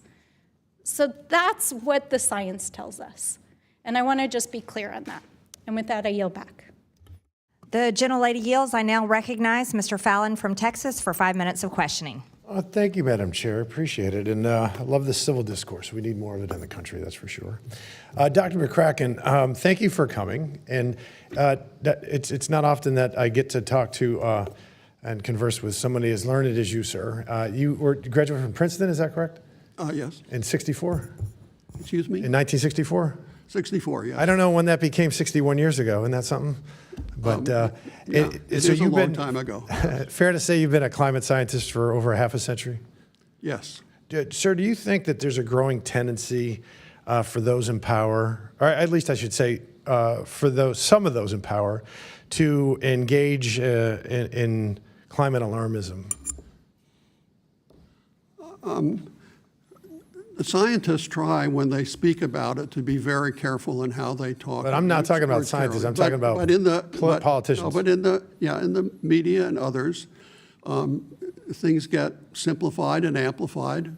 So in other words, like for instance, that gets reported. So that happens. Yes. Like making frightening, fear-mongering claims of doom and gloom, and being more hyperbolic than serious about climate and the weather. Is that a fair statement? Well, I think the situation that we're facing is rather unprecedented in what's happening in I society. Apologize. Yeah, Doctor, I just have limited time. So you kind of yes and no, I suppose. Like, for instance, Al Gore, a former vice president of these United States, made a name for himself. Some would say fame, some would say notoriety with his activism within the climate realm. And in 2009, he said that he believed there was a 75% chance that the polar ice cap would be ice-free in the summer months. Did that ever happen since 2009? No, that did not happen. That has not happened. In fact, on the southern pole, the Antarctica shelf grew a little bit, didn't it, from 21 to 23? Well, there are variations that occur with what's but it didn't happen. He made a claim in 2009. It was it's been proven to be egregious. It never happened. In 2006, in his documentary, An Inconvenient Truth, he claimed that sea levels could rise up to 20 feet in the near future. Did that happen? It's starting to accelerate. Did it happen? It hasn't happened yet. Not 20 feet? No, but that's a possibility. But it did not happen global average in the near future, 20 feet. In fact, right now we're at elevation 410 feet in D.C. You grew up in Schenectady, New York. I grew up in Pittsfield, Mass., very close to one another. We were at 1,039 feet in elevation. Princeton was at 203 feet. What is a beach house? What's the elevation of a beach house? They tend to be a few feet. Yeah, 0, 2, 3, something like that. Yes. It's interesting that Al Gore ran for president or in the Democratic ticket in 2000, didn't make it. But the next president, Democratic president, did was Barack Obama. And he invested $12 million in a beach house in Martha's Vineyard. And Joe Biden, the next Democratic president, has invested nearly $4 million, at least its current value, in a beach house. Sea level, pretty much 2 feet, not to 20 feet. And in fact, what really happened was sea levels rose, according to the National Oceanic Atmospheric Administration, and from 1993 to 2021, 3.8 inches, not 20 feet. By that rate, it will take 1,136 years to reach 20 feet. I don't think we would define that as in the near future. Another committee member, a former committee member of the Oversight Committee in 2021 made some interesting claims. She claimed that crop yields are already projected to fail, and by 2028, famine will hit the world's most vulnerable populations. Do you agree with that statement, sir? I'm sorry, I missed exactly what you... Sure, no, that's okay. And a former member of this committee, who's rather prominent in the political realm, said that by 2028, which is only 18 months from, well, less than that now, that crop yields are projected to fail and famine would hit the world's most vulnerable populations. It is amazing how fast one can get into situations of drought and failures in particular regions. But has that happened? It has not. Okay. No. So if again, because I just have 30 seconds left, I just wanted to share some data and facts, which our friends like. The 5 poorest countries in the world, which would be the most vulnerable, Madagascar had a population in 2000 of 16 million. Today it's 31 million, it's doubled. Liberia, 3 million, now 6. Somalia, 9 million, 19 million now. Democratic Republic of the Congo was 50 million, now it's 113 million. Mozambique, 18 million, 36 million. You see the trend. It is doubled. Famine has not occurred. It is hyperbolic. It is not serious. Madam Chair, I yield back. The gentleman yields. I now recognize Ms. Crockett from Texas for 5 minutes of questioning. Thank you so much, Madam Chair. The Republicans have been so busy protecting pedophiles and rapists that they forgot what this subcommittee is supposed to be about. We're supposed to be talking about improving government efficiency. We're supposed to be talking about protecting taxpayer dollars from corruption. But congressional Republicans have led the most corrupt administration in American history run wild. Republicans have turned the United States government into the world's largest Ponzi scheme. And it isn't surprising that corruption is rampant in this administration because, well, we know who the president is. It's actually been 84 days since our last hearing. The chairwoman could have called a hearing about how this is the weakest hiring market since 2017, and we all know who the president was in 2017. We could have had a hearing on how Donald Trump's illegal tariffs are increasing the cost of living for their constituents. We could have had a hearing on why the Bureau of Prisons is accommodating human traffickers like Ghislaine Maxwell. We could have had a hearing on how the president is using the office to enrich himself and his family and friends. We could have had a hearing on how this administration is illegally stealing more than $400 billion in congressionally directed funds, but they'd rather distract you from the fact that their constituents are likely to die from their decision to cut health care and SNAP before some chemtrail conspiracy. The Republicans don't care about their constituents suffering from anything. They've been railing against the American people for the last 9 months, and they've been doubling down. Taking your health care wasn't enough. They've attacked Americans' housing. They've attacked Americans' food and child care assistance, and they've attacked Americans' environmental protections. They're letting the oil companies and big data companies write their energy and environmental policies. These policies not only lead to sicker people, they also lead to dirtier water, more polluted air, and increased utility bills. And we know that these policies will disproportionately impact Black and brown communities around the country. So, Dr. McCracken, the Trump administration has dismantled agencies, fired scientists, defunded research, and is defunding universities. Do these actions disincentivize institutions from engaging in research and deter students wanting to work on climate science? I would think the answer to that would be yes. Thank you so much. And Dr. McCracken, wouldn't you agree that eliminating environmental research can have devastating impacts on communities, particularly Black and brown communities, which are often located in highly industrialized areas? Yes, I agree, and I might just say during the national assessment, that was one of the issues we tried to address by having some of the historically Black colleges be looking at the assessment of climate change and its significance in the Gulf Coast region. Thank you so much. I have a couple of UCs that I want to enter into the record really quickly at this moment. One is from September 11th of 2025. It says, August 2025, Earth's third hottest August on record. 4 nations and territories set or tied their all-time heat record in August: Japan, Brunei, the UAE, and Martinique. Without objection, so ordered. The next one that I have is a UC that says, State of the Climate 2025 on track to be second or third warmest year on record. Without objection, so ordered. The third one is natural disasters have caused more than $131 billion in losses so far in 2025 from CBS News. Without objection, so ordered.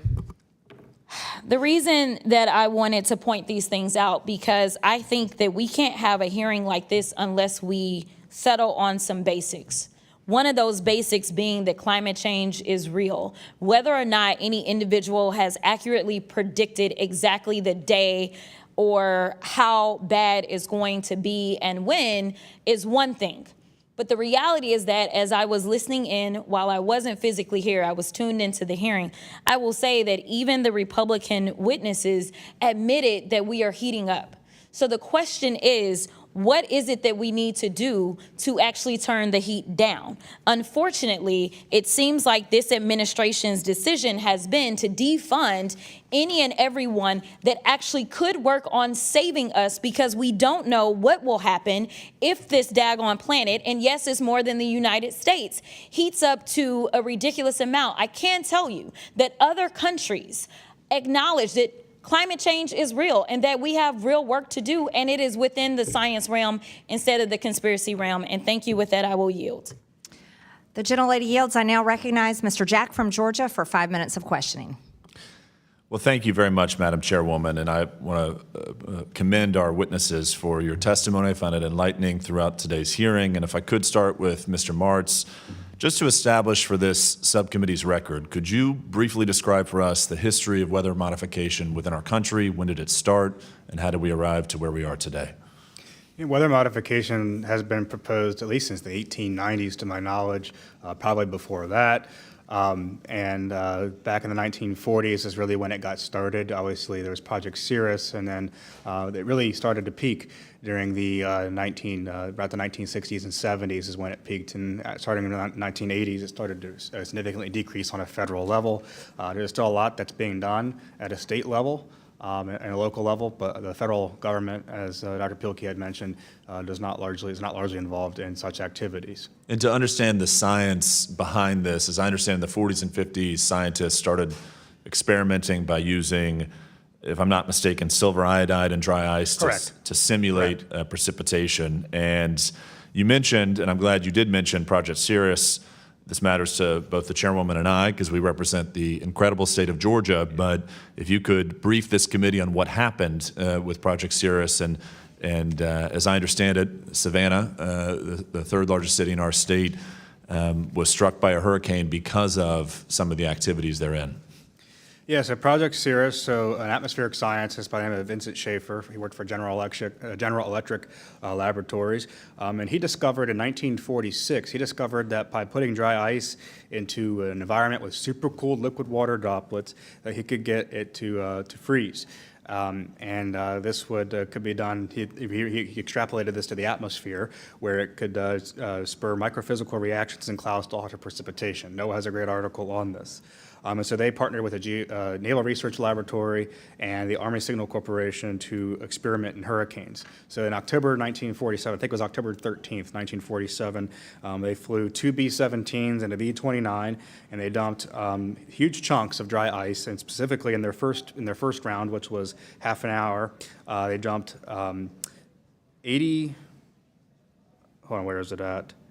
They dumped a whole lot of dry ice, and it was 80 pounds, rather, over a 100-mile course. And they wanted to see what the cloud changes were in the hurricane. And then they did 2 more mass droppings with 50 pounds each. And obviously the next day, the Hurricane I was 50 miles east, 50 miles west, rather, of where it was supposed to be. And the hurricane made a 135-degree turn and hit Georgia. And so this obviously was, generated a bunch of lawsuits, and they were thrown around. Actually the head of General Electric at the time said he was 99% sure that it changed course due to cloud seeding. However, the U.S. Weather Bureau, which is now the National Weather Service, put together a team of scientists, and they found that really there's no evidence that the cloud seeding had that kind of effect because hurricanes can do those kinds of turns naturally all on their own, and there's been similar tracks to that in the past. I'm grateful for that explanation. And again, Madam Chairwoman, just want to submit for the record that our own state was impacted by weather modification, and a hurricane that was not meant to strike our state naturally did strike our state in 1947. In closing, I'm curious, one of my constituents, a really smart guy from Coweta County, has raised the threat of SAIs, stratospheric aerosol injections, to myself, and would love for you to comment, Mr. Martz, on how SAIs are potentially going to be developed over the years to come, and what this committee can do to combat the threat thereof. Yeah, to my knowledge, there's not really any sort of solar geoengineering that's being done worldwide. To my knowledge, there have been some attempts that have been shut down, such as the University of Washington project, which I think got 20 minutes in before it was halted. But it is the proposed attempt, and it's a very real proposal, to inject primarily sulfur dioxide into the stratosphere, which is a layer above the troposphere where we live. And sulfur dioxide reacts with other gases in the atmosphere, and it forms sulfate aerosols, which are highly reflective because their width, in terms of the microns, the tenths of microns, is about the width of the radiation of sunlight coming in. And so they're very highly reflective particles. And so it could cause, if it was successfully implemented, if it were to be implemented, could cause significant global cooling that would counteract, the warming that we've seen over the last 100 years. But we know what the climate was like during the Little Ice Age. We know what the winters were like in 1850. It was not a very pleasant time. So claims that, today's climate is not ideal compared to then are just false. Well, I appreciate, in closing, you acknowledging the threat of SAIs. I want to thank my constituent for briefing me on that threat. And Madam Chair, I want to commend you for holding this hearing. I think this is a hearing people will study for years to come, and I appreciate the testimony that our witnesses provided today. And with that, I yield back. Thank you, Mr. Jack. In closing, I want to thank our witnesses once again for their testimony today. I now yield to Ranking Member Stansbury for closing remarks. Thank you, Madam Chairwoman. I'll just note you can put anything in a hearing record, whether or not it's true or not. So we'll just say that for the record. But I am grateful that we had this hearing today because, as I said earlier, we finally discovered the purpose of the Environmental Protection Agency, which is to study and use science to inform the regulation of pollution. And I've heard a lot of statements from my colleagues across the aisle today identifying that, yes, indeed, we do want to study and regulate pollution in the atmosphere, that we want to make sure it's not adversely affecting communities, which is the foundation of environmental justice, which is something that we care deeply about. And we understand that we can have cross-border impacts, which is why we need international agreements and action on climate change. All of these are the reason why the Environmental Protection Agency exists. All of these are the reasons why the federal government funds science. All of these are the reasons why we have federal scientists who help to vet science, as was noted about the national academies. All of this is why we need to take climate action. Now, I want to just address some comments I heard about urgency. Now, One of the things that we didn't have the opportunity to get into today in our discussion, even though we did, of course, establish that the science is real, the observational data is real about the increase of carbon dioxide emissions and how that's driving temperature and precipitation changes around the world. But the reason why there is a global consensus about the need and urgency of action right now is because there's an overwhelming consensus in the scientific community that we could reach a tipping point. And this is really about trying to address the global risks of reaching a tipping point. Because we know from physics and chemistry that if there is too much energy in the atmosphere, it could continue to ratchet up the impacts of these extreme events. And we're already seeing these impacts. We're already seeing it. In my home state of New Mexico, we've had the largest, most catastrophic fires ever in recorded history, including back before humans were recording on paper what happened. We've seen the largest scale floods that we've ever seen in specific locations because of extreme weather events. We are seeing temperature changes and snowpack changes that are impacting food production, that are impacting farmers. It's already happening. We can't deny our eyeballs. It's happening in front of us. The data are there. And so the reason why there's an urgency to act on a global scale right now is because we want to make sure that the Earth does not cross a tipping point because of the things we're putting into the atmosphere. Now, the way that we do that is we have to take an all of the above approach because carbon emissions are coming from all different sources. There are some sources that are putting more in the atmosphere and there are some less. And that is why we passed the largest all of the above climate strategy in American history 3 years ago in the Inflation Reduction Act. That's exactly what that bill was designed to do. It was designed to address utility sector scale changes, transportation changes, manufacturing changes, to help people make that transition so we can reduce carbon emissions and we can prevent our planet from crossing a tipping point. That's all it is. It's not alarmism. Like, that is literally all we're trying to accomplish by climate action, is to keep our planet in some sort of balance because, yes, we have one Earth. We have one Earth. This is our home. And so that is why we need climate action. That is why the firing of federal employees, the defunding of science, the firing of EPA's science panel, the deregulation of carbon emissions, and the whole-scale attack that we're seeing on the federal science enterprise is not only problematic for many countless reasons in terms of continuing this enterprise, but because it's dangerous for the planet and for our communities. And so I hope that my colleagues who seem to care about emissions, who seem to care about environmental justice, as I've heard in this hearing, who seem to care about the localized impacts of putting things in the atmosphere, can understand why we need climate action now. And with that, I yield back. I now recognize myself for closing remarks. What we've learned here today has been fascinating. I hope the people watching at home have been able to see the radicalized positions on the other side of the aisle. Remember, if you even question that someone could control the weather, you were labeled a conspiracy theorist or crazy. Then they changed the message to, well, it's not hurting anyone, and it is to provide water for people. And now they've come full circle around to the point that modifying the weather is how they save the planet from the global warming hoax, whether you agree or not. The people clearly disagreed with the climate hoax and disagreed with my Democrat colleagues, so much so that they made a big change last year. They elected President Trump and they elected Republicans to control the House and the Senate. These climate activists have come so far that they are actively trying to inject chemicals into the air to block the rays of the sun from hitting the earth. And they want to take away our God-given rights over the earth in order to satisfy their godless climate cult beliefs. Imagine these geoengineering projects were implemented at large scale across the globe, because that's what they want to do. These life-giving rays of the sun provide essential functions to the human body, including the strengthening of the immune system, inflammation reduction, strengthening of bone health, and so much more.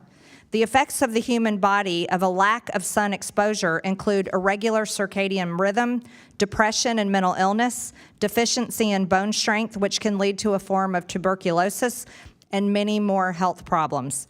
Not to mention the potential damage done to the plant and animal life, as well as the possible ozone depletion.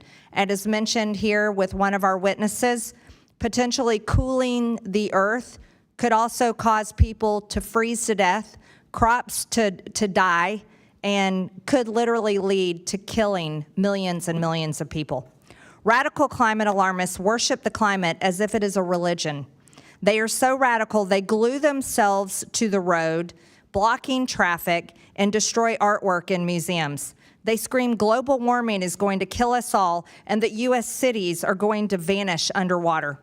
One other interesting hypocrisy of the left is that if they truly believed their global warming hoax and the rising sea levels, the cost of all of us will be underwater in a few short years. Why are they investing millions of dollars into beachfront properties across the same coast they claim will be underwater? Bill and Melinda Gates own a $43 million beachfront home in California. The Obamas own a $12 million waterfront compound in Martha's Vineyard. Mark Zuckerberg is building a $270 million beachfront compound in Hawaii. Mark Cuban owns a $19 million beachfront mansion on the coast of California. What this whole debate comes down to is who controls the skies. Do we believe in God and that he has dominion over his perfect creation of planet Earth? Do we believe that he has given us everything we need to survive as a civilization since the beginning of time? Or do you believe in man's claim of authority over the weather based on scientists that have only been alive for decades and weren't here to witness the climate changes since the beginning of time? This is why I've introduced my bill, the Clear Skies Act, to end weather modification and geoengineering, because I don't believe planet Earth is a lab, and I don't believe people are lab rats. I believe that people have the right, and they have the God-given right, to have clean air, clean skies, clean water, and clean food. And with that, and without objection, all members have 5 legislative days within which to submit materials and additional written questions for the witnesses, which will be forwarded to the witnesses. If there is no further business without objection, the subcommittee stands adjourned.